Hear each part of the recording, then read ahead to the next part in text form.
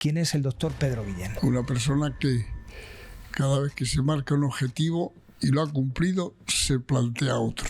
Con un estudio que tienen a día de hoy, corríjame si me equivoco, es la RGCR8, una proteína. ¿Qué queda ahora? Pues necesitas que yo tenga una célula que sea capaz de rejuvenecer. Y se está en el rejuvenecimiento. ¿Cómo le diría usted a un deportista que gestione el éxito y el fracaso? Aquí no regala nadie nada, ¿eh? Aquí nadie regala nada. Todo es hijo de tu esfuerzo.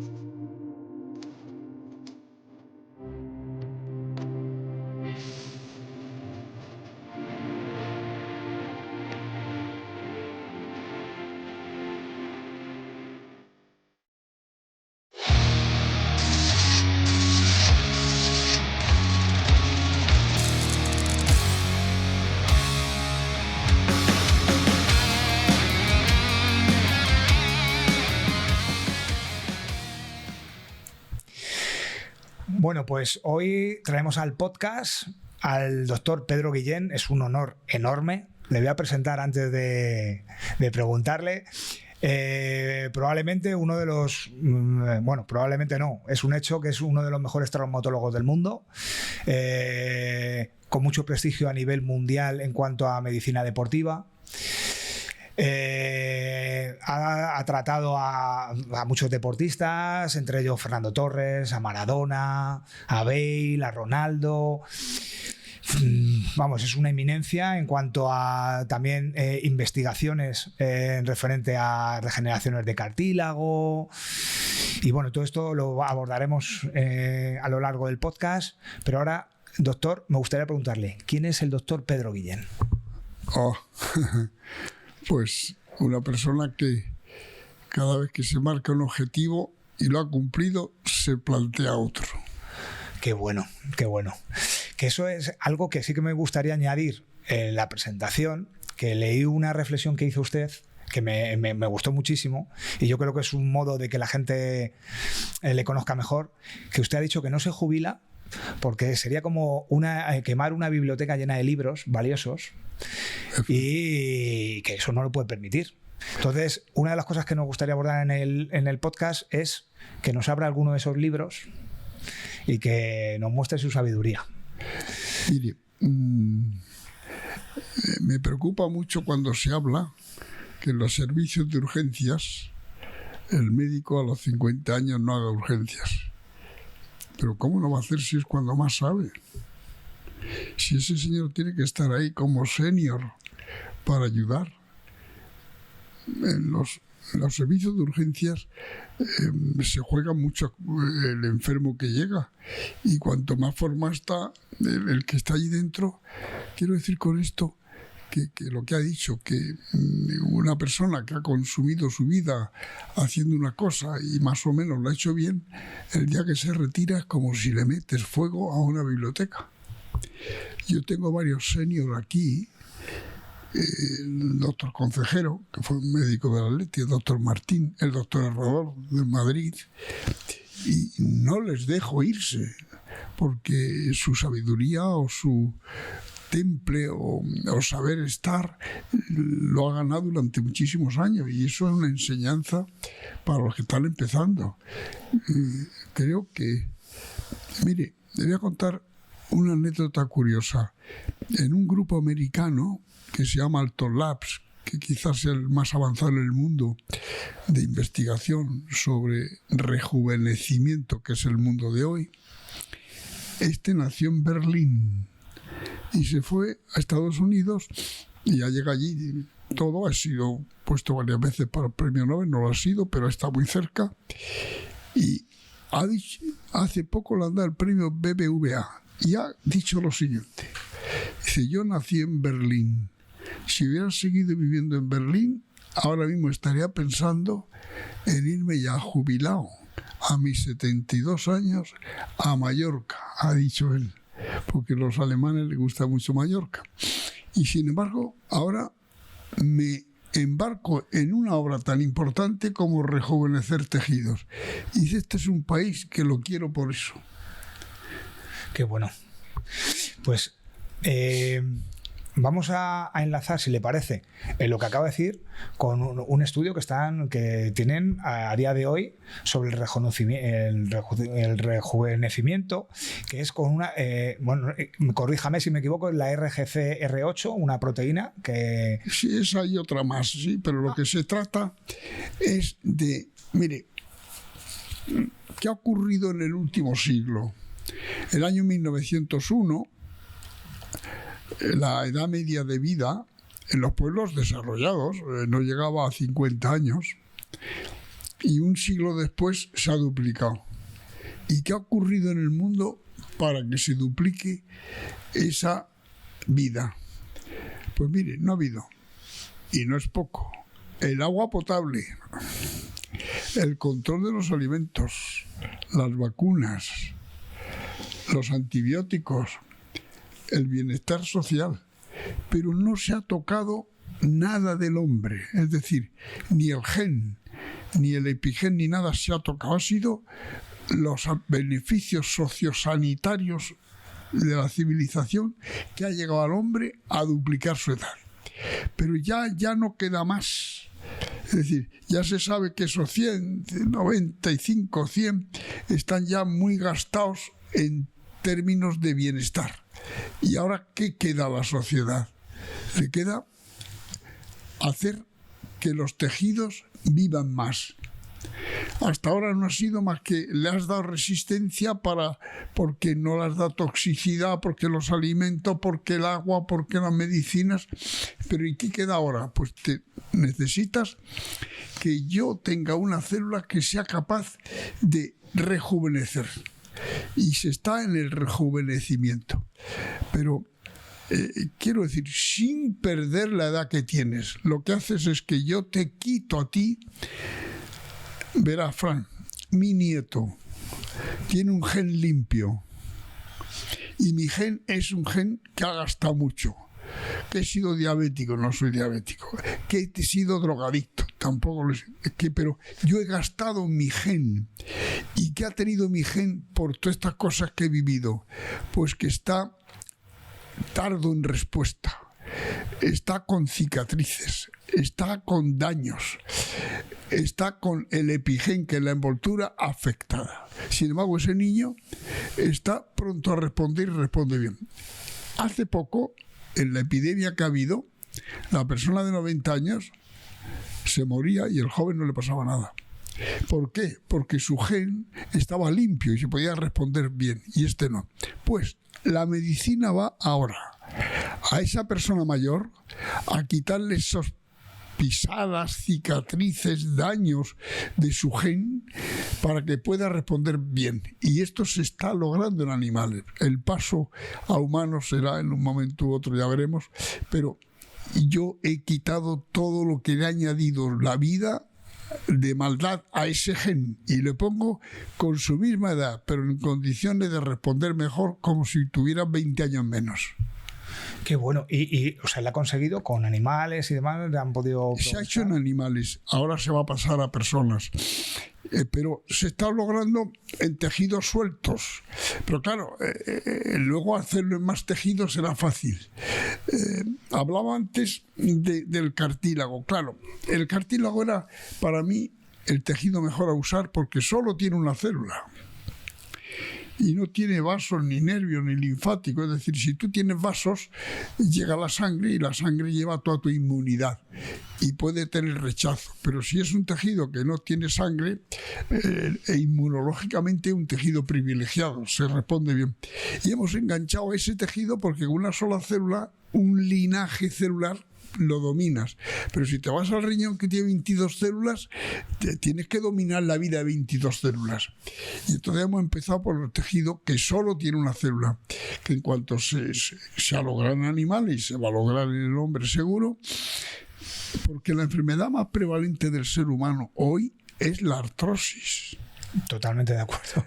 Y que a partir de los 50 años lo tiene todo el mundo. Entonces es donde hemos trabajado, y yo creo que va a ser una referencia hasta hoy, y a partir de hoy, cuando se pueda rejuvenecer ese tejido sin perder la edad que tiene. El gen tiene su edad. Aquí no regalamos décadas de vida, eso no. Lo que se regala es bienestar. Es decir, yo te pongo en disposición de defenderte igual que 20 años atrás. Eso es la medicina de hoy. Qué bueno. No es... se ha llegado ya al camino en que sociosanitariamente ya tienes agua potable, ya tienes calefacción, ya tienes aire acondicionado, ya tienes control de medicamentos. Todo esto ya no puedes ganar más. Pues ganas en esa parte médica, que es la que llega. Una pregunta que tiene que ver un poco con lo que está comentando del agua. ¿No piensa que el agua, aunque sí más clara que hace muchos años, pero no cree que tenga muchos minerales pesados o que estén mucho tocados los alimentos y demás a día de hoy? No. La pregunta es buena, porque dicen, sí, pero esto sabe peor que antes o está peor que antes. Sabrá peor que antes, pero está más limpio para la defensa del organismo. De acuerdo. Yo acepto la pregunta, pero ese agua está tratada y según las condiciones sociosanitarias actuales es mejor que hace 20 años, punto. A usted le puede no gustar, bueno, muy bien. Era pasar su opinión. Decir, que puede tener el alimento el sabor distinto antes, sí, pero es más limpio. Y el de antes usted comía carne de un chorizo, de una carne que el animal no estaba controlado, y aquí se está controlado por veterinarios. Todo eso es un bienestar. Yo no digo que el chorizo de antes no sea tal, pero el de ahora es limpio. No va a tener usted toxicidad añadida, no va a tener problemas. Eso es lo que ya no se puede avanzar más en el ser humano. Pero el agua, la de hoy, potable, podrán echarle mil cosas, pero son buenas para mantener la calidad de vida y la salud. Muchas gracias por su opinión, porque así hay una referencia diferente. Vale, por conocerlo un poco en sus inicios, por llevar una cronología, usted nació en plena guerra civil. ¿Cómo afectó la posguerra para sus conocimientos, para los conocimientos en medicina? ¿Cree que eso repercutió de alguna manera en lo que sabe a día de hoy? ¿Cómo se enseñaba antiguamente a los médicos? Bueno, todo esto ha cambiado mucho. Es decir, la tecnología ha borrado los recuerdos. Usted ya no sabe los teléfonos de muchos amigos de usted, los tiene puestos, ya no los necesita. Yo cuando llego a Madrid había gente que sabía casi de la lista ¿El listín? de la guía amarilla de las hojas, sabía los teléfonos. Hoy ya ninguno sabe el teléfono porque lo tienes ahí. Es decir, la tecnología está borrando recuerdos. Aquella época era otra, pero tan hermosa o tan mala como esta otra, no hay más que vivirla. La vivías en la circunstancia que tenías que prepararte de una forma diferente, en donde yo llegaba a mi casa y el profesor había dicho algo y era ley en casa, y hoy la sociedad, pues el padre de un niño que dice algo discute si el maestro tiene razón o no. Que no digo que no haya maestros malos, pero la generalidad no. Es el maestro el que sabe más bien. Bueno, quiero decir que la sociedad se ha vuelto más crítica con todo, que también es bueno, pero hasta cierto punto.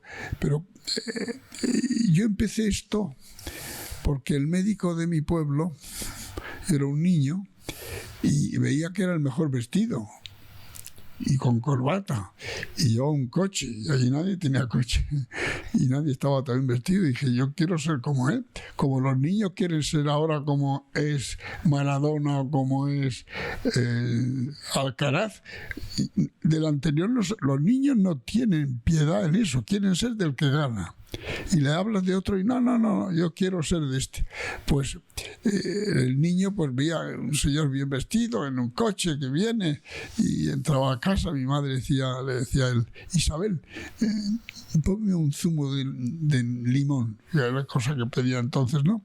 se tomaba y ahí se sentaba y tú, niño, tal, y yo dije, pues yo quiero ser lo que este hombre, que es querido, respetado y eso. Pero eso ocurre en toda la humanidad, siempre ha habido un puesto. Y entonces, pues eso fue lo que me dijo, bueno, pues voy a ser yo como él. Si hubiera sido abogado, a lo mejor sería abogado, o yo qué sé, pero aquello me inquietó y me puse en marcha con esa idea. ¿Y qué es lo que le llevó a especializarse en medicina deportiva? ¿Qué es lo que le llevó a centrarse sobre todo en deporte, aunque es a nivel general, un traumatólogo a nivel general que ha tratado no solo a deportistas, sino también a políticos, a actores? Pero ¿qué le ha hecho especializarse sobre todo en medicina deportiva? Mire, cuando yo empiezo no existía el MIR. Nos lo daban con un certificado, pero si tú lo hacías con dignidad, bien preparado, es tan bueno como ahora, todo en la vida. La medicina estaba en un momento tecnológico muy decisivo y llega a España la artroscopia, que nosotros la introdujimos en España. La artroscopia es... En 1977, si no me equivoco. La artroscopia es la visualización del interior por una lente que has metido con luz para verlo. Mire, nadie se sabe quién ha hecho una gastroscopia el primero, ni una colonoscopia, ni una cistoscopia, porque estos son agujeros naturales y por ahí se han metido todos los médicos de todas las edades y de todos los siglos, porque se le ahogaba el enfermo y se ha metido a buscarlo. Es decir, las vías naturales, los médicos de todas las épocas habrán intentado desobstruir aquello que estaba, aunque no podía hacer piso, no podía hacer caca.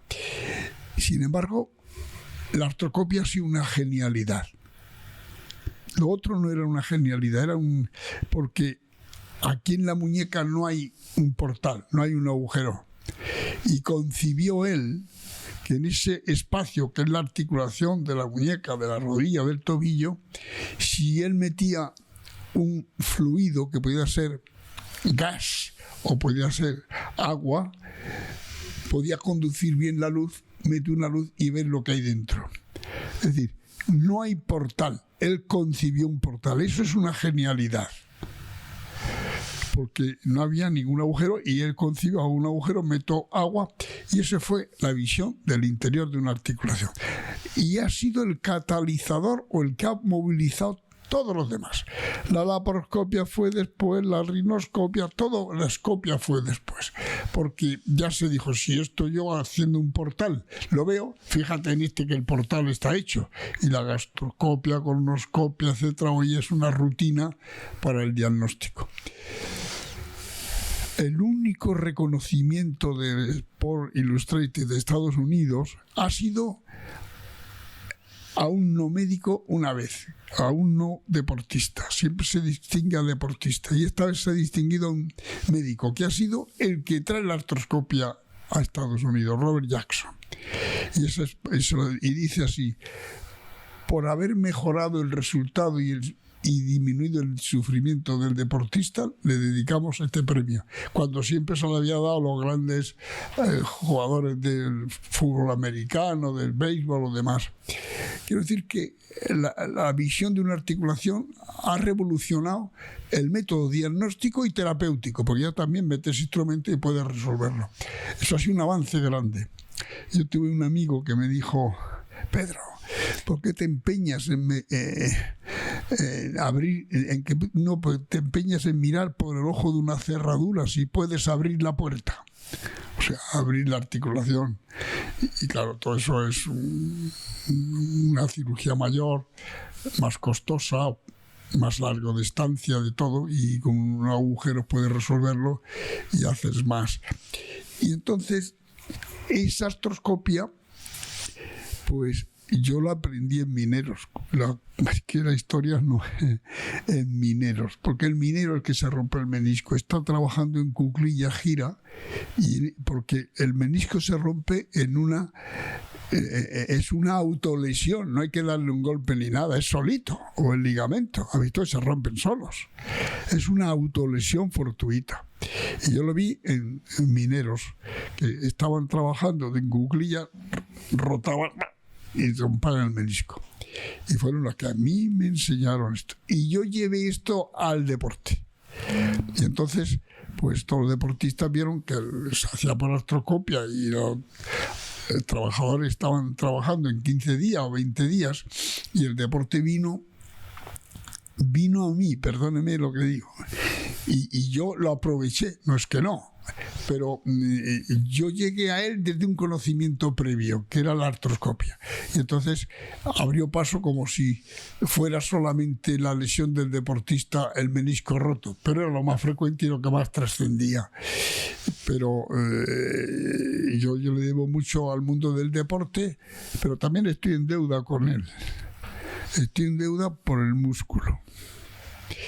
El músculo es la lesión más frecuente en el deporte y no sabemos acortar el tiempo de curación. Ya estamos, y de la mano de mi amigo Alfonso, en ayuda económica en la fundación para acortar el tiempo de curación del músculo.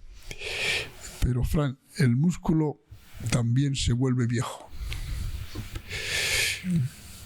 y la vejez afea al hombre.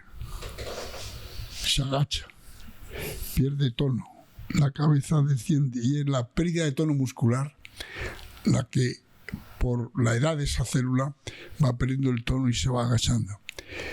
Ese trabajo que hemos iniciado no solamente acorta el tiempo de curación de la lesión muscular, sino que los músculos de los edados, hablemos edados, personas mayores, se tonifica y se vuelve con más células que se llaman satélites y mejor tono.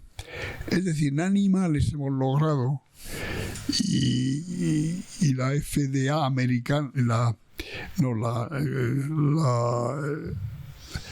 del deporte de baloncesto americano, la NBA, estuvo en contacto con nosotros para hacer ellos el trabajo y me nos dijeron, es que no solamente nos dedicamos al deportista lesionado, sino para prevenir. Y nosotros queríamos acortar el tiempo de curación de la lesión muscular y tonificar ese músculo del viejo, es decir, que tenía dos vertientes muy importantes y eso está ahí. Lo hemos tocado, se ha demostrado en animales, se ha hecho publicación muy importante en una revista como es Cell y Nature, y ahí está. Eso es una cosa pendiente, pero yo el médico del deporte está en deuda con el deportista porque no acorta el tiempo de curación del músculo. Y con la artroscopia al final, al ser menos invasivo, la recuperación al final es mucho mejor. Que además usted introdujo, o a través de su equipo, el hacerlo sin cables, que eso al final también evita también infecciones. ¿Cómo fue ese proceso de hacerlo sin cables? Bueno, es buena pregunta. Miren, todo lo que está en medio del campo quirúrgico es factor contaminante mayor o menor proporción. Pues hay un cable que cruza y que hace un ruido la máquina y que es factor, como ha dicho, contaminante. Y entonces pensamos que igual que usted el teléfono ya lo lleva todo puesto ahí y no tiene cables, es decir, estos niños jóvenes no tienen nunca ningún teléfono fijo en su casa. No, igual lo tienen, pero no lo usan. No tienen teléfono fijo en casa, solo tienen el móvil. ¿Por qué? Porque ya no se usa el cable, ya está.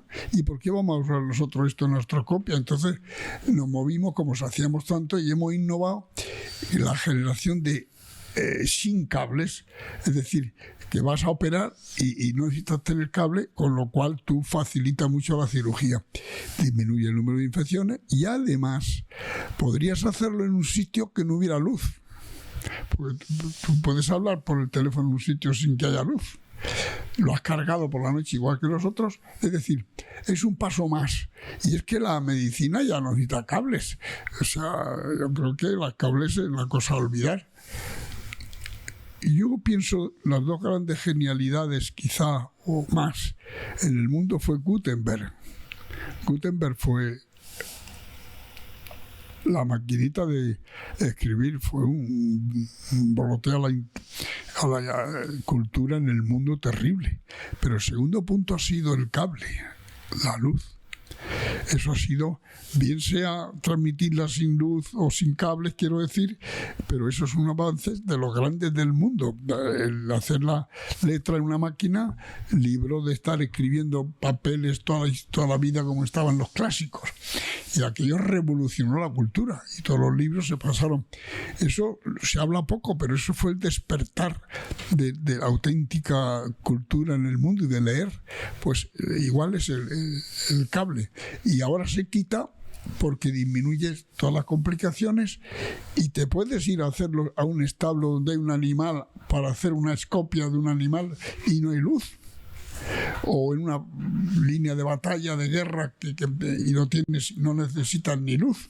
Sí, es un avance porque te quita la gran servidumbre de un cable que tiene que tener corriente. Y una pregunta, ya es curiosidad. ¿Cómo está avanzando todo muy rápido? ¿Cómo ve la llegada de la inteligencia artificial o cómo ve los avances de aquí a 20, 30 años? ¿Seguirá el hombre haciendo lo que hace, o la inteligencia artificial o los avances que hay en medicina y demás van a ayudar mucho a este progreso? ¿Cómo lo ve? Mire, hay deportistas de élite jugando en el fútbol profesional, en baloncesto, diabéticos. ¿Y por qué pueden jugar siendo diabéticos? Pues la insulina. ¿Qué es la insulina? Un producto químico. ¿Qué hace la insulina? Pues sustituir a unas células que no están produciendo la sustancia. Y ese chico o esa chica ya no va a tener los problemas graves que tenían antes, gracias a un producto químico, pero que hay que darle todos los días, que tienes que llevar un régimen y que tienes que andar. Hombrada del siglo XX. Pero eso no está acabado, jefe. Se acabará el día que tú ordenes a esa célula que produzca ese producto que no está produciendo y que se lo está dando por la boca. Por tanto, en la medicina, por eso le he dicho antes, que cuando has llegado a un objetivo tienes el siguiente. Es decir, el siguiente es poner en marcha esa célula para producir esa materia que no produce, y con lo cual va a quitar la insulina, vas a quitar el régimen y demás. Es decir, reconducir la célula dañada. La célula es un medicamento que lo puede reconducir, y es como el Alzheimer. El Alzheimer es una célula que pues se va a reconducir, no sé cuándo. O el tumor, igual, es una célula que se alteró, la vas a reconducir. La medicina va a reconducir la célula y va a corregir de raíz. La medicina, si es como se piensa, tiene que erradicar la enfermedad antes que aparezca. Y si han aparecido, curarla de raíz. Más, debe curar sin parar el motor del hombre. Me gusta su respuesta. Vale, otra pregunta. Por ejemplo, usted ha llegado a tratar como dice usted, ha ido el deporte usted, ha llegado a tratar a deportistas como Maradona, Fernando Torres, a Butragueño. Algunos los ha intervenido y otros simplemente les ha aconsejado. ¿Cuál es, digamos, el caso más difícil que haya tenido que abordar con un deportista?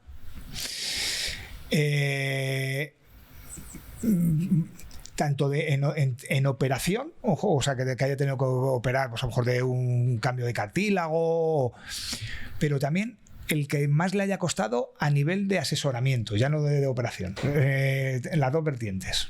Algo que le haya tenido que aconsejar por no operarse, y operándose. Mire, recuerdo algunos de los primeros que se beneficiaron de los grandes avances. Fue un jugador del Atlético de Madrid, se llamaba Marcelino. Tuvo una lesión grave y estaba en ciernes avances muy importantes, la artroscopia y introducir tendones para sustituir ligamentos, y aquel se libró y pudo seguir jugando por eso. Y otro que yo quiero mucho, que es Luis Arconada, que se hizo una cirugía como se hacía antes, que no resolvían nada, y se le aplicó la nueva técnica de sustituir un ligamento roto por un tendón, dando una solución que puedo seguir jugando. Y he tenido otros que sabía yo que no podían ir. Era un jugador del Zaragoza con una lesión muy grave y estaba tan grave que aquel chico no pudo seguir jugando. Y fue en Vitesse jugando precisamente en el Santiago Bernabéu. Y luego he tenido otros en otros deportes, en otros deportes. Por ejemplo, una que era campeona de Europa, que nació en Colombia, que vi a su hijo anteayer, y que su marido Perea jugó en Atleti y ella fue una gran atleta y se llamaba Luz María, con una luxación de rodilla. Todos estos son los que me han enseñado cosas, en donde yo siempre digo que tú dedica tiempo a la lesión antes que la lesión ocupe tu tiempo. Porque como tú, una fractura, no hagas las cosas bien, luego las complicaciones te van a ocupar a ti mucho tiempo. Y eso ocurre casi todo en la vida. Y si tú le dedicas tiempo y conoces el ambiente, puedes tener mejores resultados que si haces una cosita ligera y entonces pues no ha unido, esto está mal, falta movilidad, tiene dolor. Y quizás ha sido porque tú en un principio no has tenido la suerte o no has sabido corregirlo. Puede, o sea, a grandes rasgos, tanto para la gente normal, más común, y a gente que haga más deporte o incluso deportistas de élite, decir una serie de indicaciones que sean igual en todos para intentar evitar esas lesiones. Algo que, pues mire, haciendo esto y esto, se van a evitar casi seguro las lesiones. Ahora hace poco ha habido lesiones importantes en el Barcelona, en el Madrid, y me han preguntado lo mismo. Mire, el accidente deportivo es aquel que ocurre en la actividad física reglada. El fútbol es una actividad física reglada con normas, y el balonmano, y el baloncesto. Esa lesión ocurrida en eso se llama lesión deportiva. Pero si a usted le ocurre corriendo y demás, eso no es lesión deportiva, aunque haya ocurrido haciendo deporte. Y en usted a lo mejor no estaba preparado. Las pistas se arrastra mucha gente con la valentía del fin de semana. Mire, le va a gustar. El deportista gana la forma para competir. Y el que no es deportista quiere ganar la forma compitiendo el fin de semana. Y entonces la lesión la tiene muy próxima, porque está exigiendo a un músculo algo que él todavía no ha ido a acostumbrarse a esto. El deporte tiene tan grandes exigencias biomecánicas que exige una altísima formación. Y esa formación se obtiene con preparación, con esfuerzo, y si tú no estás bien preparado, lo vas a pagar. El que se rompa o no un ligamento, decir que está mal preparado, eso no es verdad. Todos los clubes de España y del mundo tienen excelentes profesionales, fisioterapeutas, médicos, técnicos. No. Es una lesión fortuita. No busques nada. Ni que el césped está mejor, ni que está peor. No.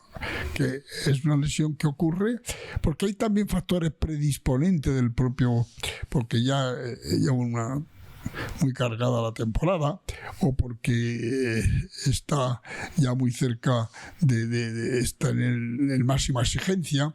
Sí, cuando tú te pasas más allá del nivel, porque el de deporte tú tienes que superar al otro, y para superar al otro, mire, el deporte de contacto, es decir, uno puede jugar al tenis con alguna indicación mala que tenga, porque no tiene contacto.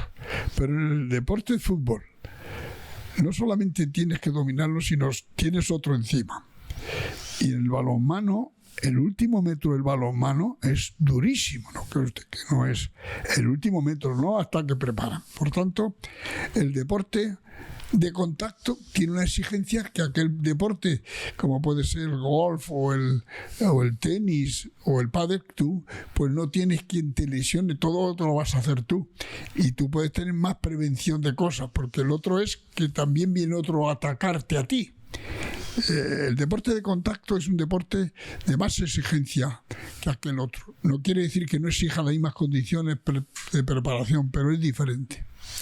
Mire, una pregunta que además se la formulé a otro médico, que me interesa saber su opinión, que es porque hay deportistas que tienen más predisposición a lesiones y otros que no son tanto. Entonces, este doctor me dijo, dice Fran, es que hay que tener en cuenta que ya no solo la inteligencia emocional, sino la inteligencia motriz. Dice, hay deportistas, como puede ser Messi, por ejemplo, que no se lesionan tanto, pero es que también es verdad que por su biomecánica, por cómo juegan, por su forma de moverse, están menos predispuestos a lesionarse. ¿Está de acuerdo con eso o daría algún apunte?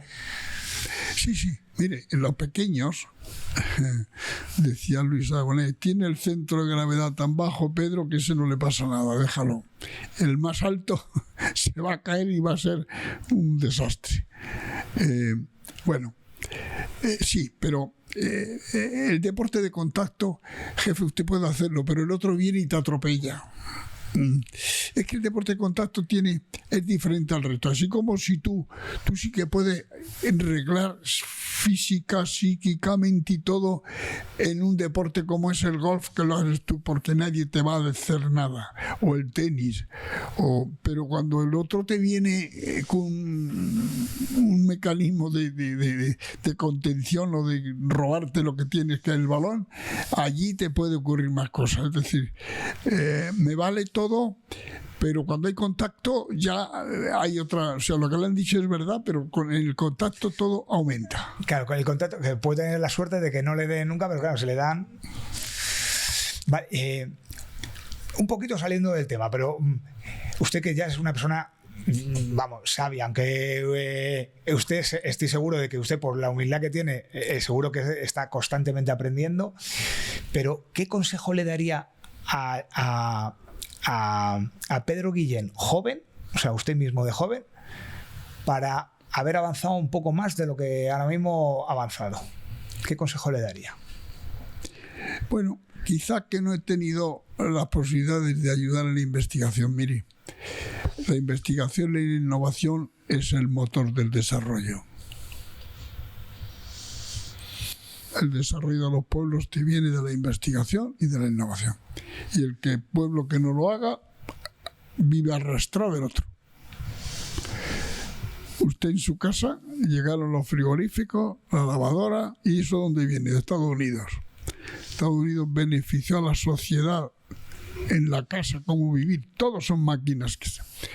Es decir, el bienestar social es fruto de muchísimas cosas que ocurren en bondad y demás, pero un pueblo que no investiga se empobrece y está dependiendo de otro. Aquello que decían, planta un árbol, y le dijo, ¿y por qué de plantar un árbol? Pues para que tengas tú la sombra y no estés a la sombra de nadie. Es decir, la investigación o la innovación es un motor del desarrollo, y lo que yo he notado en falta es la medicina. No hay una asignatura que se llame investigación en medicina, jefe. No existe. A mí me parece una barbaridad cuando debía haber esto. Y hay pueblos que se conforman con aplicar los conocimientos que hay, y hay otros que por eso el que más avanza el que investiga.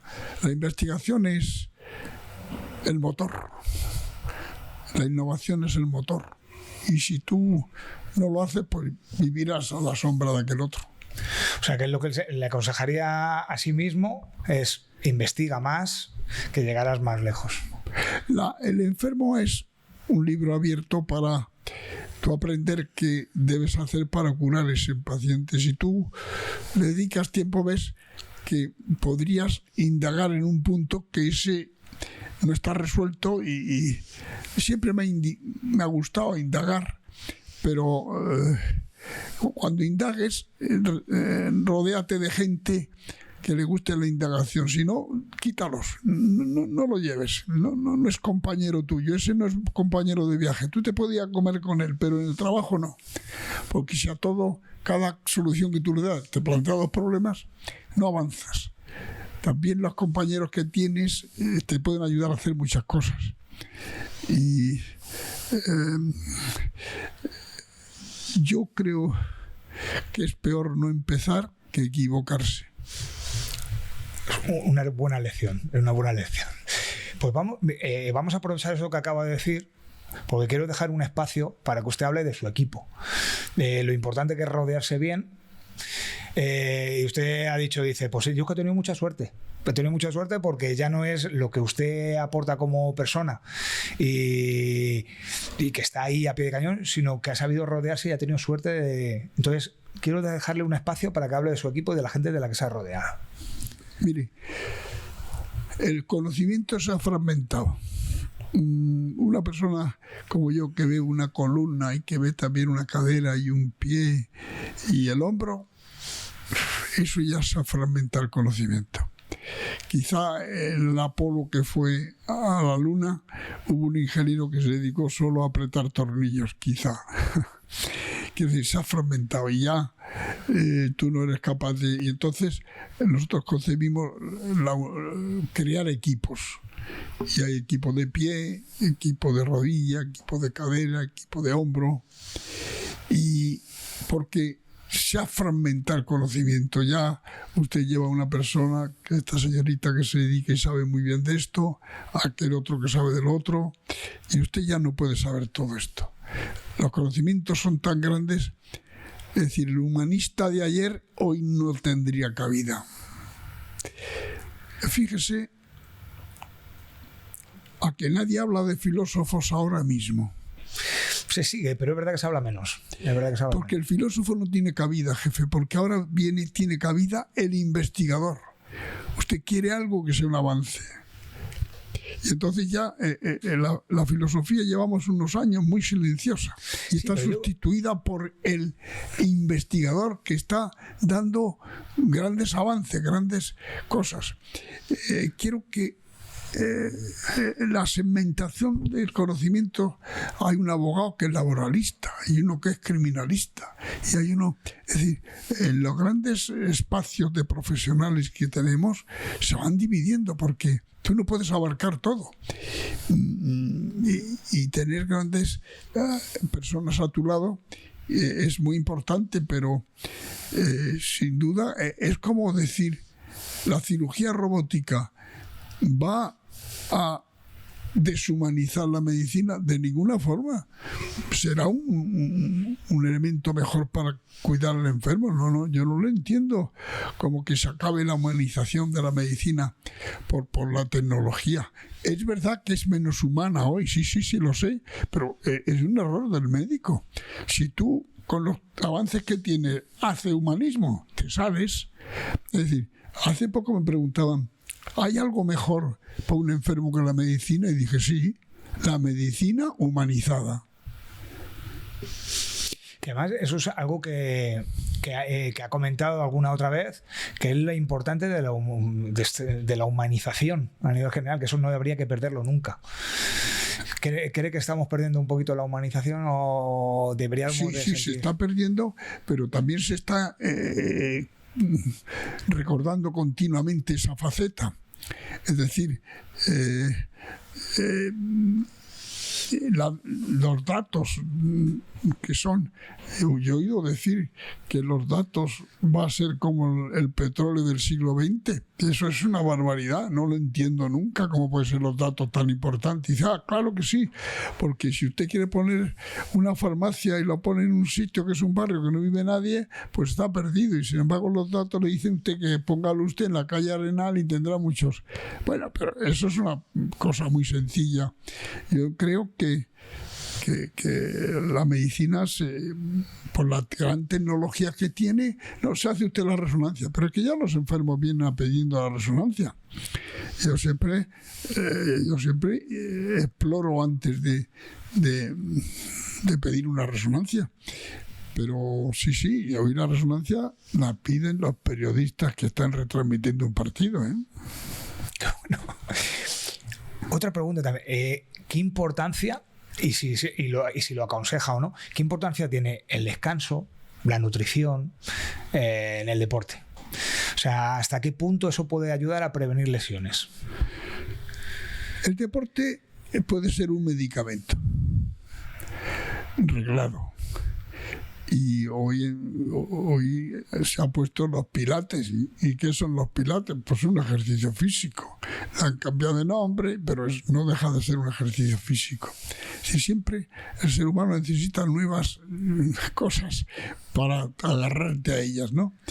Pero el ejercicio puede ser un medicamento, pero racionalmente ejercido y con peldaños que debe gastar en la demanda de tu cuerpo, porque si le exige más allá de lo que puede, se va a deteriorar o tener una mala lesión.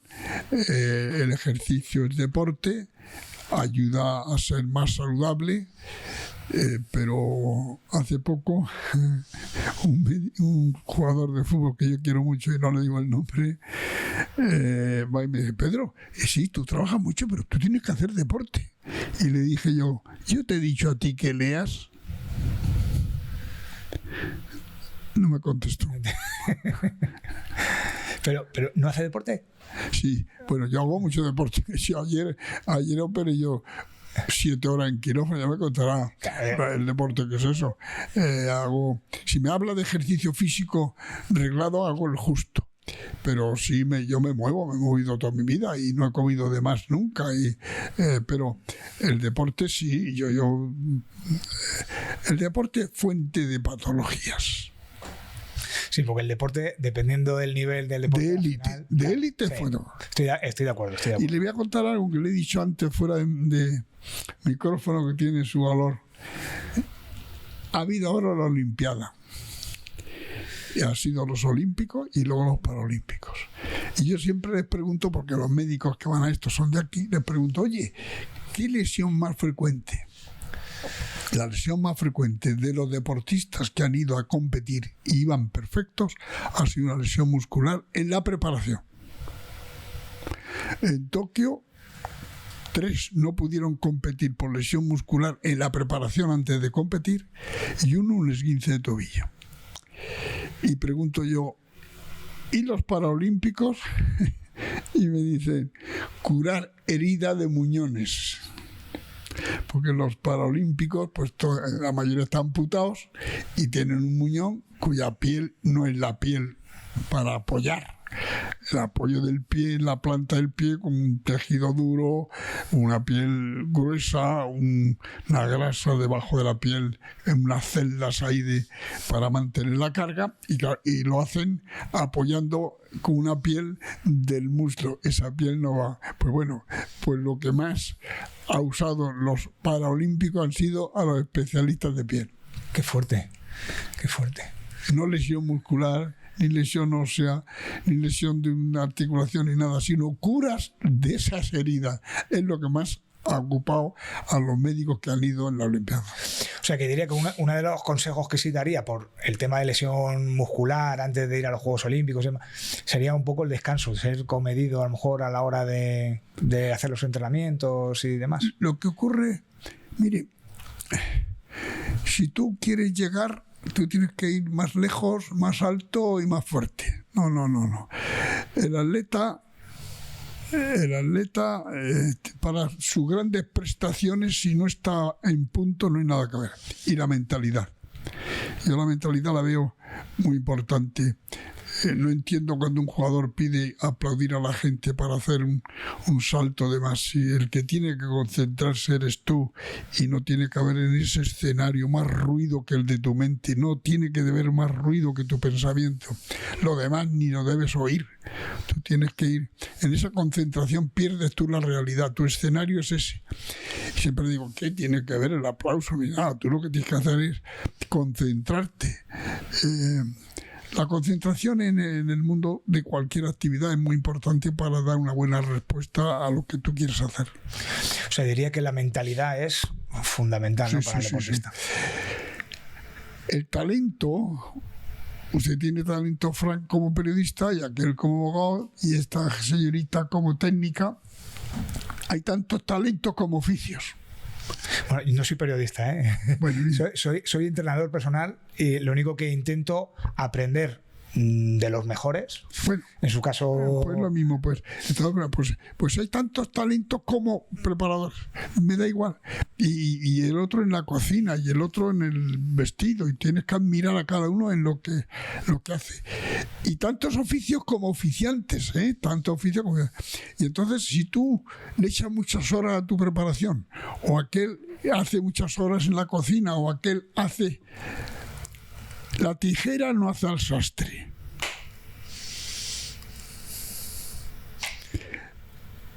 La mano es lo que es por la cabeza. Mire, ahora estoy escribiendo una cosa sobre qué ocurrió cuando el hombre se encuentra las manos libres. Que tiene que buscar algo para hacer. Inventar, hacer. Todos los utensilios que hay son fruto del utensilio mejor del hombre. Lo escribí Hipócrates, que el mejor utensilio del hombre son las manos. Pero estas no son nada sin esto. Si usted se le ha ido esto, la mano ya no va a hacer nunca nada. Por tanto, ese utensilio tan importante como es las manos necesita la mente para poder hacerlo. Pero cuando el hombre se puso de pie y vio que ya para andar estaba libre, pues dijo: voy a inventar el cuchillo, voy a inventar el tenedor, voy a inventar. Y hay quien atribuye que inventó la rueda, y que la rueda es lo que ha hecho que uno monte en el coche y demás, y menos en andar. Y que ha perdido el ser humano el caminar, el correr, el hacer debido a la rueda. Y alguno que he oído yo dijo que lo que peor ha inventado el hombre había sido la rueda, cuando yo creo que ha sido el mayor avance. Bueno, pero como ve, claro, cada uno lo ve de una manera diferente. Una pregunta que además, casualmente, cuando le he saludado esta mañana, estaba justo hablando del éxito y del fracaso, y es una de las preguntas del podcast. Entonces sí que me gustaría saber su opinión, que creo que es súper importante saber su opinión. Es ¿cómo le diría usted a un deportista que gestione el éxito y el fracaso? O sea, los buenos momentos y los malos momentos. Bueno, tú el éxito a veces no sabes lo que es hasta que no te dicen: oye, mira qué bien. A no ser que sea una competición que ha terminado brillantemente, pero otras profesiones en la vida va sumando beneficios, y el deportista que triunfa quizá en los 100 metros pues ha hecho muchísimos tiempo antes y ha ido avanzando. Aquí no regala nadie nada, aquí nadie regala nada, todo es hijo de tu esfuerzo. Y puede ser un momento de más suerte u otro, hay personas con más suerte que otros, pero el regalo no existe, y el éxito es hijo de un trabajo bien hecho. Mire, yo digo que el trabajo es la distracción más bella. Te distraes trabajando y no haces nada mal. Y puede que hasta tu mujer te diga: oye, está bien ya, acaba de eso. Bueno, eso es muy frecuente que lo oigas. Bueno, pero nada más que eso. Pero el trabajo no engaña a nadie. El éxito te llega casi siempre fruto de una dedicación a la parcela que tú llevas. Si la parcela... Yo he visto gente que ha triunfado en algo que no le gustaba. Esto parece una cosa.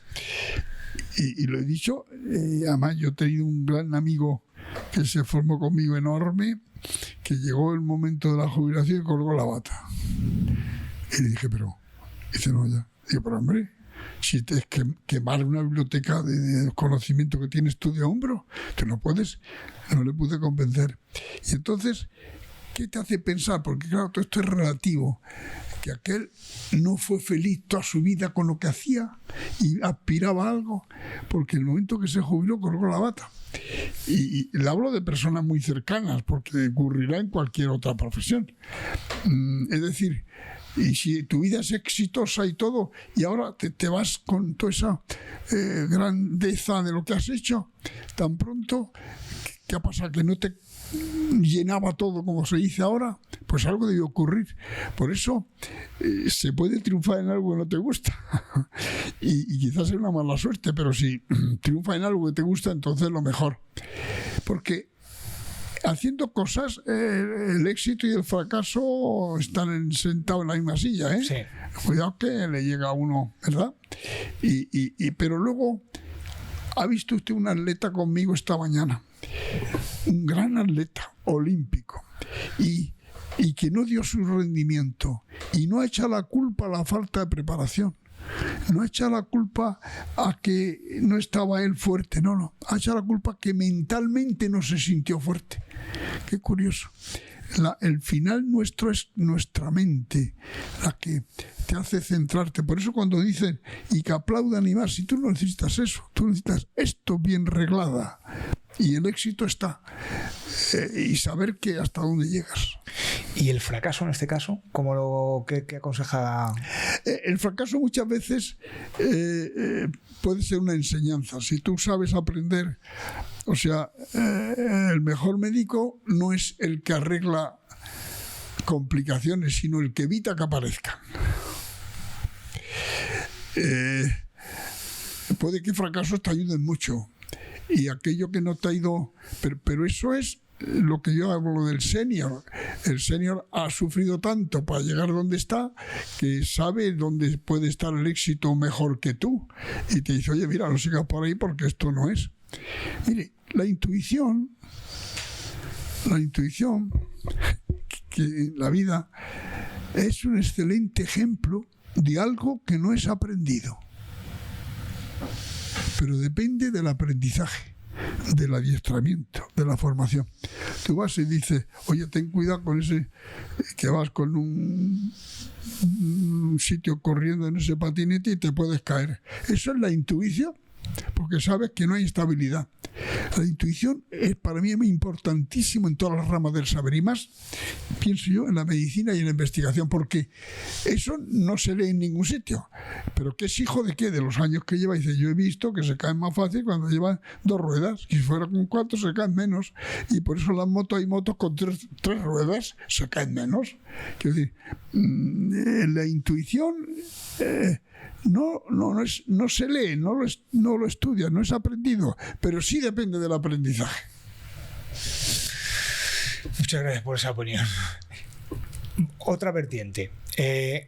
Usted ha operado o ha tratado a muchos deportistas. Algunos que los habrá visto después de tratarles que han tenido éxito gracias a ese tratamiento, pero también está la otra vertiente de a lo mejor deportistas que han acudido y por mucho que se le ha intentado tratar o averiguar un modo de que siga con su labor, pues no puede seguir con su labor. ¿Qué se siente? Porque yo sé que eso la ha debido sufrir para bien y para mal, o la ha debido sentir. ¿Qué es decirle a un deportista no puedes continuar o no deberías de continuar, con la otra vertiente, o sea, la otra cara de la moneda de tratar y ver que gracias a ese tratamiento consigue el éxito? Claro, hay deportistas dados que vienen y que tienen un problema importante articular y que tiene 38 años y le dice, pues mira, no te opero porque si no te vas a pasar 6 meses sin nada y cuando vuelvas... Pero le voy a contar una cosa a usted que hace de preparación. Mire, cuando yo empiezo en esto del deporte, no existía en los clubes ni fisioterapeuta nada más que el médico. Y a lo mejor era un ginecólogo el que era el médico que viajaba con el equipo, que lo he visto, no es una cosa dicha a la ligera. Bueno, pues yo he visto que nosotros en la clínica Fremac, que yo siempre digo que era para mí el sitio mejor que se hacía fisioterapia en España, y se hace, venían todos los deportistas allí y era una lesión que duraba a lo mejor 8 meses, un ligamento cruzado. Y cuando el chico volvía, a lo mejor ya no había ni el mismo entrenador ni los mismos compañeros ya. Es decir, en 8 meses en un equipo de fútbol cambiar de preparador, de tal. Y yo le dije, esto no puede ser. Tenéis que tener vosotros un servicio de fisioterapia.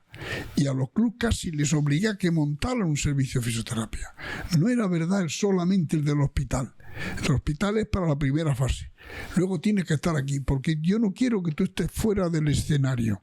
Tú tienes que estar en este escenario, porque cuando vuelves a lo mejor ya hay 3 jugadores nuevos que hay y ya el míster es otro, y tú lo sabes en estas cosas. Es decir, yo casi les asigné a cada uno que hiciera un departamento de fisioterapia allí. Yo podía más o menos ayudarle en lo que yo supiera mejor que ellos, que los fisios hoy son muy bien preparados, pero yo quería que lo hiciera en el club para que su escenario no lo perdiera, porque al día siguiente tienes que subirte al escenario, que es donde tienes tú que dar tus grandes prestaciones, y esas grandes prestaciones, si tú estás mucho tiempo fuera, llegas tarde. De ahí que yo les obligaba a que más o menos tuvieran su departamento de fisioterapia, quizás no con la potencia que hubiera en un hospital, porque en un hospital no va más que en la fase grave o la más complicada, luego cuando va al final, pero es verdad que los clubes deben tener su departamento de fisioterapia. Una pregunta que tengo, una curiosidad grande. De no haberse especializado en traumatología, ¿qué otra vertiente le hubiera gustado a lo mejor indagar? Si no hubiera sido traumatólogo, ¿qué faceta dentro de la medicina le hubiera gustado abarcar más? Mire, yo empecé siendo anatómico. Yo soy profesor por oposición de la Universidad Complutense de Madrid, profesor adjunto. Y soy muy agradecido porque sé la anatomía. Se me ha olvidado mucho, pero sé la anatomía. Y eso me ha servido mucho en la cirugía. Y me encantaba la anatomía, pero estaba el muerto, muy muerto. Yo quería algo más con vida. Yo creo que esos son vertientes del ser humano, circunvoluciones de nuestro cerebro que te hace ver algo más activo que el otro. Me gustaba la enseñanza y la investigación, pero quería más actividad, quería más dinamismo. Todo es una buena pregunta, pero esto no es fácil. Yo hubiera sido quizá anatómico, pero también cirujano. La reparación. Cuando fíjese que el cirujano es el peor visto de la historia de la humanidad, ¿eh? Los cirujanos fueron los peluqueros, o sea, los barberos. Los barberos fueron los médicos, y en todos sitios, o sea, en un momento, en la Edad Media y antes de la Edad Media, el que se dedicaba al arte de curar, que no fuera medicina interna, era mal visto por la sociedad. Era el peor de la sociedad. Fíjese. Curioso. Está escrito, y si le interesa, yo tengo un libro que he escrito sobre eso. Sí, fueron pues sí, el Artex y el Index, o sea, quiero decir, no, está escrito. Y sin embargo, aquel otro que se dedicaba a no cirugía era más querido y más socialmente mejor considerado. Qué bueno. Pues ahora, si no le importa, porque es algo que le gustaría seguro a mucha gente escuchar de usted, es de determinadas patologías que le voy a decir, ¿qué aconsejaría, ¿vale?, para ese tratamiento? Por ejemplo, la osteoporosis. ¿Qué recomendaría a una persona que sufre osteoporosis hacer en su vida diaria? Si la osteoporosis es por la edad avanzada o la osteoporosis es por una obligada etapa de reposo porque ha tenido un traumatismo, una enfermedad, si es una persona que tiene 30 años y tiene una osteoporosis secundaria, un reposo obligado como una escayola y demás, pues ese no es más que hacer fisioterapia, irá acumulando el depósito de calcio en sus huesos y lo va a reponer muy fácil. Pero si es una poliomielitis o es una enfermedad grave, se va a arrastrar la osteoporosis toda su vida, porque ha tenido un defecto ya de precipitación de la sal de calcio sobre el hueso. Y luego el edado, que es donde usted se debe referir, es decir, la persona mayor que tiene osteoporosis, pues bueno, pues si tiene osteoporosis, el estudio del metabolismo del calcio para regularlo, y luego el ejercicio reglado es lo más indicado en él. El ejercicio reglado. No olvidar que el ejercicio que menos impacto y que mejor se tolera en el ser humano es la piscina y la bicicleta, porque no hay impacto. El impacto es lo más dañino para el ser humano, pero la bicicleta no existe. De ahí que usted verá que corren hoy 200 kilómetros y 200 mañana, pero no verá usted que haga una maratón hoy y otra mañana, ¿eh? Claro, claro. Sí. Es que el deporte es que es muy distinto. Pero corríjame porque usted sabe más, evidentemente, pero ¿no es bueno pequeños impactos para la asimilación del calcio? Sí. No, si no he dicho que no se camine. He dicho que en la primera fase puede ser no impacto, en la segunda fase más impacto, pero el impacto es necesario para los depósitos de la sal de calcio, sí señor.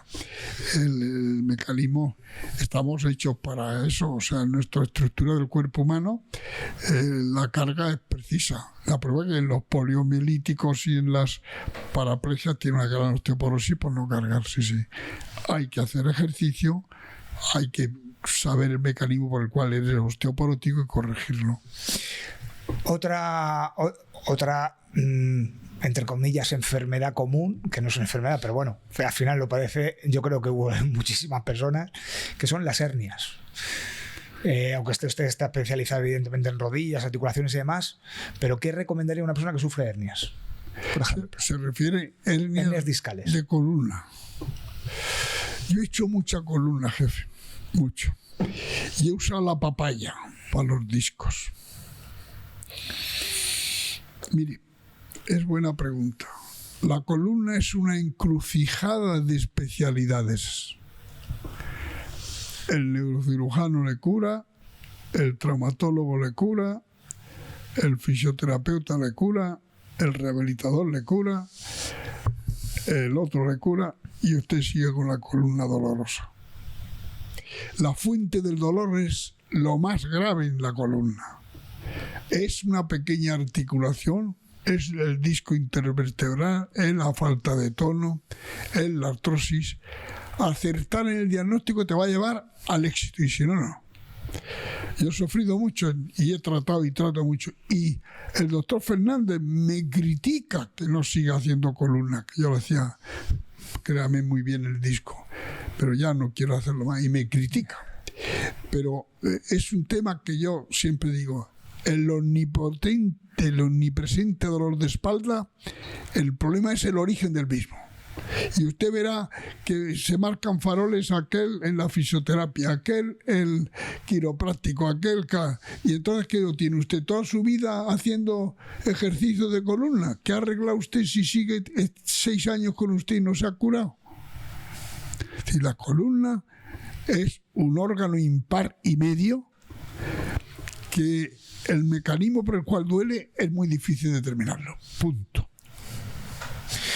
Esto es algo a nivel personal que quiero compartir con usted y que me dé su opinión. Yo tengo 3 hernias discales, yo no tengo disco, la L4, L5, pero tengo espacio. O sea, me dijeron, no te operamos, Fran, de la de arriba ni la de abajo porque las tienes bien. En el momento que te operes, lo mismo la de arriba o la de abajo se deteriora. Pero yo me acuerdo que estuve mucho tiempo mal y yo quería hacer deporte y fue casualmente saliendo a correr que me dejó de doler. Y de hecho, a día de hoy, si hago deporte no me duele la espalda, y si dejo de hacer deporte me duele la espalda. ¿A qué cree que puede ser eso debido? Para saber su opinión. Mire, el E4, L5. El E4, L5 para mí es la peor de todas. El E5S1 la quiero. La L5S1 es buena para operar y no operar, porque está anclada en el sacro y se mueve muy poquito. Y yo quiero una hernia de disco L5S1 y no quiero la L4 L5, porque es donde empieza el arco de movilidad de la columna. Y entonces se pone en evidencia y pierde altura el disco. El disco pierde. El disco L4 L5 es de más altura que el L5S1. Y en este caso se hace más pequeño que el L5S1. Y como usted tenga pérdida de agua, que sea más negro el disco, que queda más aplastado, tiene usted problemas de dolor. Pero lo que me está diciendo es que si yo tengo una buena musculatura, que mantengo la columna, no le duele. Pues ve, su problema entonces es que la columna, cuando se ejercita bien, domina bien la columna, los músculos, y no duele. Eso sí me lo creo. Claro, lo que me resultó curioso es que fue corriendo. Y digo, fíjate, fue con impacto.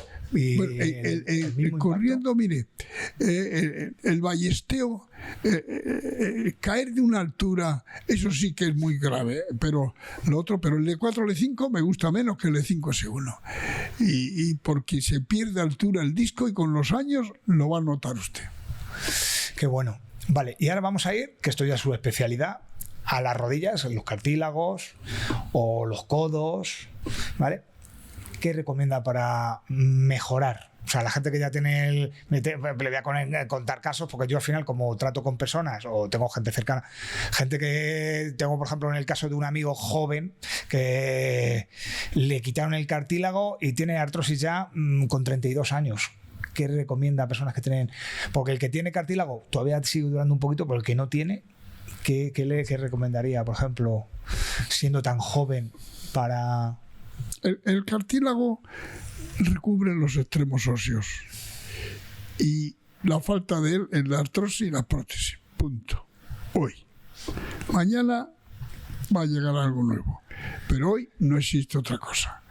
Si usted ejercita y demanda movilidad a una articulación dañada, va a ir a peor. Punto. Y el artrósico hoy lo convertimos más que en un excelente artrósico. No es verdad esto, no es verdad esto, no es verdad esto, ni esto. No quiero decir nombre. Todo eso es mentira. Ni es verdad los factores de crecimiento, ni es verdad las células madre, ni las células... Eso no es verdad. La falta de cartílago no la suple nadie. Nosotros no tenemos más que 3 tejidos que se regeneran, que es el hueso, el hígado y la córnea. También las uñas y el pelo, pero bueno, eso es menos. Pero el hígado, ponen 1/3 de hígado en un trasplante de hígado y se forma un hígado entero. Eso es regenerar. Tiene usted una fractura de hueso y se forma hueso para poder andar, eso es regenerar. Pero usted tiene una herida, la han operado, se va a morir con la herida. La piel no se regenera, se forma una cicatriz que se muere con ella. Que está en un sitio bueno, bien, pero ya ha visto usted lo que pasa en los muñones, a que no está en un sitio bueno. No se regenera la piel y usted se morirá con esa cicatriz. Es decir, los tejidos que se regeneran son estos y los que no se regeneran, y el cartílago no se regenera. Esa persona no tiene ningún motivo más que disminuir la exigencia mecánica, acomodar el ejercicio a su patología, y que sepa que será con la que le doy esto, el protector, un excelente artrósico, pero nada más. Y luego ya algo muy tipo, ya para finalizar con las patologías y demás, que es el manguito rotador, que eso también padece mucho a la gente. Yo creo que mi opinión personal es que muchas veces por falta de musculatura, falta de movilidad en la zona del hombro y demás, pero ¿qué haría para prevenir también lo del el problema del manguito rotador, que suele padecerlo mucha gente? Mire, cuando un portero de fútbol se opera del hombro, no lo dice nunca. Yo he tenido experiencia en ellos, y el portero de fútbol nunca dirá que lo han operado del hombro. Y si puede, va a operarse a otro sitio diferente a donde está, por artroscopia. Porque el hombro es muy importante para el fútbol, para el portero de fútbol. Para el jugador de campo no vale nada. Las lesiones, todo depende. Mire, el manguito rotador es una estructura que pasa por un desfiladero, que se estrecha, y que el primer signo es que te duele en la cama cuando hay una tendinopatía. Duele en cama y duermes mejor sentado. Pero hay una zona estrecha, pero hoy en día ha cambiado mucho. Hoy se hace cirugía por artroscopia de esa zona con éxitos enormes. Se hacen con éxitos enormes. Yo recuerdo Cecilio Alonso, el mejor jugador que quizá ha tenido España de balonmano, que yo lo operé del hombro de una luxación recibante de hombro, se salió el hombro. Y llegó a ser, y siguió siendo gran jugador, y lo fichó luego el Barcelona, siendo un gran, y que lo veo de vez en cuando. Y ahora pues tiene un poquito los rotadores. Pero la cofia de los rotadores son zonas de estrés que no están resueltas anatómicamente. Están pasando por un desfiladero unos tendones que se ponen en un compromiso en la elevación siempre. Y puede que por un desarreglo, pero voy a contar una cosa de eso, que si quiere ver el trabajo. Hicieron una autopsia a persona muerta en accidente de tráfico en Nueva York, mujer. Y siempre que una mujer es multípara, se dice que tiene cálculo en la vesícula, en las multíparas. Bueno, pues vieron que era más frecuente personas que tenían roto la cofia de rotadores, los tendones rotadores externos, sin haber tenido patología ninguna, más frecuente que la calculosis de vesícula en multíparas. Es decir, muchas veces cuando vienen con una cofia rota, le hago del otro lado y digo, también está roto y no le duele nada. ¿Qué dice usted? Pues mire, que sepa que no tiene tampoco el otro lado. Es decir, mucho cuidado, que en la cofia roturas se toleran perfectamente y otras no. Es por desequilibrio muscular, pero eso es un tema muy, muy, muy importante, y hoy con la artroscopia se está resolviendo esto muy bien. Vale, y las dos últimas patologías, porque no me las quería dejar. Las caderas, que yo estoy operado de las dos caderas. Aprovecho, que ahí sí que imagino que el impacto, ahí tiene que ser cada vez más nulo. Y por último, el cáncer de huesos. Mire, la cadera, en los últimos tiempos se ha hablado del choque femoroacetabular, que eso yo no lo estudié, pero yo lo he tenido que ver ahora por la artroscopia, que es una jiba anatómica que acompaña a la cabeza cerquita del cuello y que es un factor predisponente a artrosis. Y entonces, pues como rompe un poco el labrum, yo he hecho muchas artroscopias de ahí, como rompe mucho el labrum, como es una jiba que choca, pues yo me la como la jiba y suturo eso. Bueno, pues hay que hacerlo muy bien, porque si no es el primer tiempo de una prótesis. Porque la cadera es el que peor tolera la falta de cartílago. Verá, hay muchas prótesis de cadera, también hay bastantes de rodilla, pero ¿conoce usted prótesis de tobillo? No. Y sin embargo el tobillo le lleva a usted igual que la cadera y la rodilla. Eso es un tejido que estamos nosotros estudiando, porque el tobillo tolera también la artrosis y no la cadera ni la rodilla, porque el tobillo está llevándole a usted para allá y para acá igual que lo otro. ¿Y por qué? Y el tobillo de futbolista, que son desastrosos y no acaban en prótesis. Sin embargo, sí que toleran más la rodilla y la cadera y se ponen prótesis de rodilla y cadera los deportistas edados, y sin embargo no de tobillo. Aquí hay algo que no... Bueno, estamos en dudas, pero creemos que el cartílago tiene una distinta composición y demás, siendo más estrecho, pero sin embargo más resistente, cuando es lo mismo. Qué bueno. Y lo otro que me ha preguntado es... el cáncer de huesos. Bueno, esto es aleatorio. El cáncer de hueso, como el cáncer de mama, como el cáncer de ovario, como el cáncer... Pero eso es una mala suerte que te da. Sí que el cáncer es una patología de una célula que pierde su función, se altera, pero el cáncer es cáncer. Hoy en día, si se ve precozmente, se va a corregir y se va a curar muchísimo. Y el de huesos, si tú lo haces pronto el diagnóstico, tiene mejor pronóstico, pero si tú tardas, el enfermo se te va a morir de complicaciones y de metástasis. Pero el cáncer es que es malo en cualquier lugar que esté hoy en día, pero pasará. Yo estudié mucho cuando yo era estudiante de la tuberculosis, y hoy, a que no me pregunta de tuberculosis nadie, ha sido vencida. Pues será vencida. La medicina está viviendo pasos, y el paso anterior fue la polio, y hoy no hay polio. El paso fue la tuberculosis. Habían centros antituberculosos en el Alto de los Leones, en Valencia, la Malvarrosa, centros para el tratamiento de la tuberculosis. Y hoy, ¿qué son? De tercera edad. Mucho cuidado, de tercera edad. ¿Qué es esto? Lo que llega. El tratamiento de las personas enanas. Esos centros de tuberculosis se han convertido en eso. Pues pasará igual con el cáncer. El cáncer va a pasar, no sé si mañana o pasado. Pero yo, con los estudios que hay, tiene su vida limitada.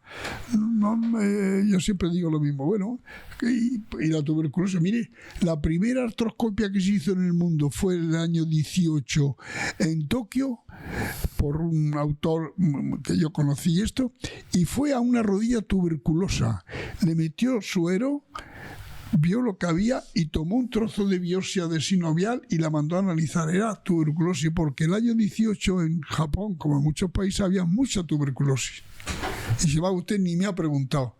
Y la polio, aquello fue. Y se va, hoy nada. ¿Por qué? Por pasos médicos, la vacuna, los antibióticos. Y lo otro pasará. Y vendrá entonces, ¿qué es? Para mí el envejecimiento. Lo que afea, la palabra afear, no en el sentido de feo, sino de mala función al hombre. La vejez afea al hombre, pero no en el plan feo, sino en la función. Vale, vamos llegando más o menos al final. Una curiosidad que tengo, por ejemplo, que ahora no sé si es una moda o es algo que realmente se recomienda, que es el colágeno con magnesio, la suplementación. ¿Es efectiva? ¿Se recomienda que a partir de cierta edad, que es lo que yo tengo entendido, que a partir de los 40 ya no se crea el suficiente colágeno y demás, y es bueno suplementarlo? ¿Qué opina de eso? ¿Cree que es necesario? Pues lo voy a contestar de otra forma. Ha venido el virus. ¿Dónde estaba la parafarmacia? ¿Dónde estaba? ¿Oyó usted decir algo de la parafarmacia en la época grave, que había que hacer la medicina dura y hermosa? ¿Dónde estaban? No, claro, no. No existía. ¿Por qué? Porque no resuelven. O sea, que ya me ha contestado. O sea, ¿considera que no es necesaria la suplementación? No, yo no he dicho que sea malo. Pero que no cura nada. No voy a decirme. Pero aminora, me refiero, aminora, hombre, mejora. Si tú cuidas la comida toda tu vida, va a ser... Sí. Bueno. Es que parece que es que yo hablo mal de eso. No hablo mal. Quiero decir que eso vale lo que vale y se ha acabado. Pues usted toma, pues, muy bien, pero como usted no se cuide, eso no le va a curar de nada. Hubo el coronavirus y a ver lo que pasó. Anda, ¿dónde estaban todos esos productos de la parafarmacia? ¿Dónde estaban? En ningún lugar. Mire, la mejor forma de evitar las complicaciones, yo creo que es que en medicina hay modas, jefe, hay modas, y se juega con la esperanza. Usted le voy a dar esto y a ver si tal, pero si sabes que no va a ir, hombre, porque creamos excelentes artrósicos, excelentes... Claro, usted va al médico y lo tiene que creer a él, pero el médico es el que tiene que decir: yo a usted no le hago esto porque no. Pero si usted sabe que va gente a China por problemas de tumores y demás, y por problemas neurológicos, a que le trate, le pongan células y eso, ¿y a qué van? A nada. Pero no hay quien pueda con esto. Se dice que juega con la esperanza. Y hay un trabajo que le voy a dar yo antes que se vaya, publicado en la revista Times, que dice: se juega con la esperanza.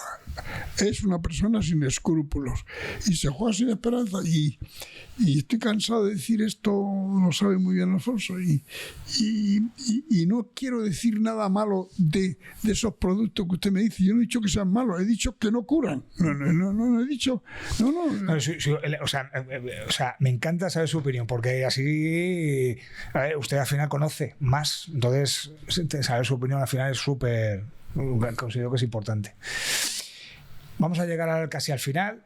Ahora quiero dejarle un espacio a usted para que hable de algo que considere que es importante que sepa la gente a nivel general? Algo que quiere usted transmitir, decir, pues mira, Fran, creo que es necesario hacer consciente a la gente de esto y que lo transmita. Un espacio para usted, para que transmita algo que quiera. Bueno, que el ejercicio en teoría puede ser un medicamento bien reglado, que el cuidado de la comida es esencial para el desarrollo de nuestro, que las grandes exigencias biomecánicas del deporte son dañinas, que la medicina va avanzando en pasos, cumpliendo, yo diría que hay un alegato que yo hago firmeza por la investigación. Nos va a descubrir muchas cosas, que sin duda la medicina clásica, que es la buena, es la más, para mí, responsable y conocida, es la que más se debe respetar, que no debemos jugar con la esperanza del necesitado como enfermo, necesitado no de nada, sino de salud, que la medicina debe ser más humanizada, porque la tecnología puede llevarnos a esto. Yo pregono la mano al enfermo, saludarlo, la mirada y ofrecer la silla, como para romper muchas barreras, para acercarte. Y que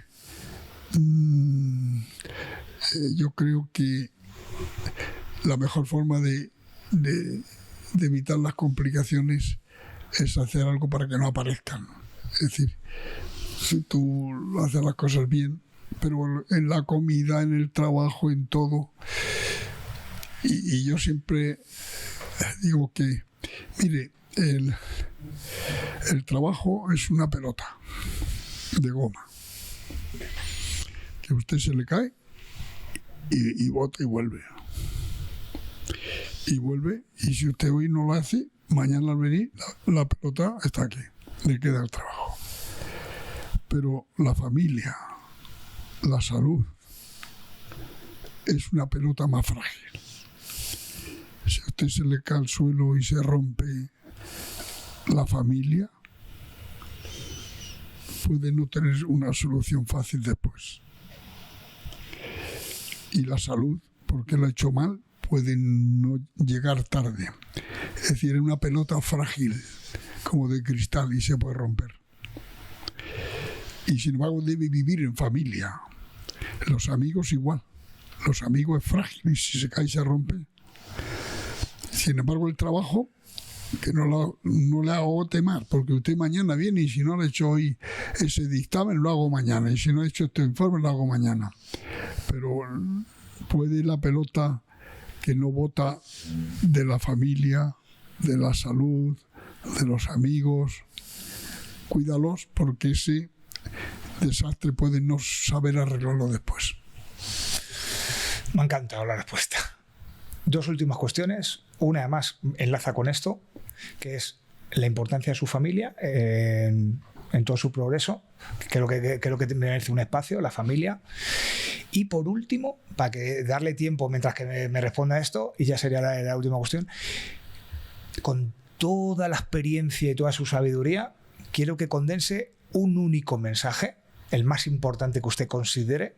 Es como si fuera un resumen de esto último que ha dicho, que al final es como que ha dicho varias cosas muy importantes, pero como si tuviera que dar un único mensaje, ¿cuál sería el último mensaje final que trasladaría a los oyentes?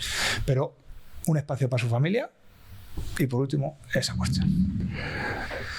Yo soy un hombre de suerte. Yo tuve unos padres excelentes, unos hermanos excelentes, una mujer que me cuida mucho y muy bien, y unas hijas, no tengo más que hijas, en mi casa no hay más que mujeres, y 5 nietas, 5 nietas, todas mujeres. No sé si eso es muy bueno o muy malo, tanta mujer, pero bueno, y todas me han ayudado mucho, y yo he tenido mucha suerte. Mis amigos, he tenido mucha suerte, y sin embargo voy a decir una cosa: no hago vida social, lo saben todos.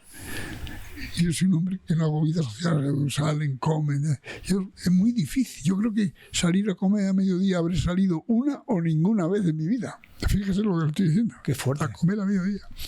Porque esta es mi vida y soy feliz con ella. No tengo. Sin embargo,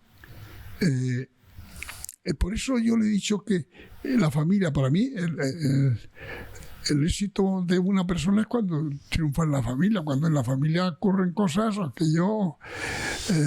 pueden ir mal. Y yo es que se lo he resumido eso anterior. Solo quería decir, la fragilidad de una cosa del trabajo no es lo mismo que la fragilidad de la familia. En la familia es muy frágil, ten cuidado, cuídalo. Sin embargo, el trabajo, pues este libro pues lo acabo de leer mañana o de estudiar mañana, pues esa pelota, y volverá mañana otra vez, pero yo no sé si va a volver esa que es la familia que yo he hecho mal, esto o aquello, o también los amigos que yo no he cuidado, o también mi salud. Por eso digo, la salud, la familia, los amigos, a cuidarlos, porque esos son de siempre. Y sin embargo el trabajo, pues bueno, muy importante, sí, pero mañana puedes seguir haciéndolo. Nosotros habíamos quedado hoy y ya podíamos ir a la semana siguiente, no hubiera pasado nada. Pero sí pasa en su casa o en la mía si la familia... Quiero decir que el ser humano debe cuidar todo esto y eso es. Y creo que yo diría, como final, concienciar a mi sociedad que la vida es una fiesta y la fiesta que es la vida debe llevar el traje. En las fiestas llevas traje, pues el mejor traje para la fiesta de la vida es la formación. Para finalizar, recomiéndome un libro que me lo voy a leer. Si se lo digo, lo va a hacer gracia. La venganza de Don Méndez, de Don Pedro Muñoz Seca. Me lo apunto y me lo voy a leer. Es la obra que más se está representando en España de teatro. Ya ha superado a Don Juan, siendo buena Don Juan. Y para mí, el prólogo cuando lo lea le va a gustar. Porque el prólogo se lo hace un gran escritor que lo vio el último día cuando en nuestra guerra española sucedieron cosas. Lo mataron a Don Pedro. Y él quiso hacer una obra de broma y le salió, yo para mí, que de las más ingeniosas que tiene nuestro idioma. Ese y el Quijote. Lo siento por otros libros, porque Quijote, la frase mejor que tiene es: Dios me libre, lo primero, la cabeza. Qué buena. Pues, don Pedro, ha sido un placer enorme. Le agradezco muchísimo que nos haya acogido en su casa, aquí en la Clínica Centro, y además en su despacho, que para mí es un honor, y además estar rodeado de tanto diploma, tanto premio, tanta fotografía con gente prestigiosa, que nos haya enseñado tanto. La gente, escuchándole, seguro que ha disfrutado y ha aprendido muchísimas cosas.